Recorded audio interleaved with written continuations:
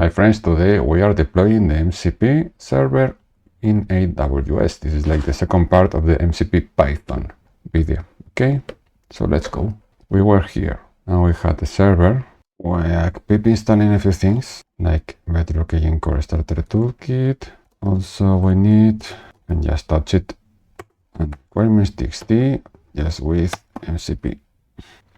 Now we are configuring our MCP server for deployment. But turns out that before configuring our deployment, we need to set up a Cognito user pool for authentication. Okay, so we need to create a new file called, where here there are a few environments variables that you need to set up. For instance, we need to set up this one for me, and also username and password. Okay, username. So once you have set up region, username and password, you can do source setup. You can get a script. Okay, my credentials are missing. I need to do that. It's not working for me, so we are debugging with this thing. Turns out that the region I was using does not exist. There is no user pool in the region I had used, so we're trying again with a different one, US. Okay, I managed to do it. I had two problems.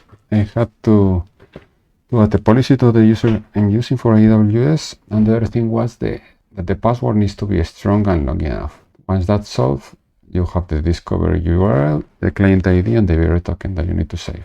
The authentication in place. So let's try this. Agent name, requirements. So now it should work doing Agent Core launch. Now working after a few changes in the policies of the user I'm using.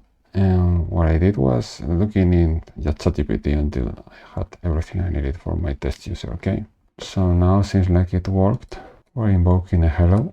Now we're installing the MCP inspector, Model Context Protocol inspector, to check this. Okay, let me show you it's working. There was a few details that the documentation is not telling, but they are easy things that you need to figure out. Of course, this is a bearer authentication, so authorization, so you need to add bearer before the token you have. And when you form the URL, you need to be super careful, okay? Once you have that, you can list the tools and you will see that you have here the tools available and can run it. So that's all. That this way our simple MCP server is already deployed. See you next video.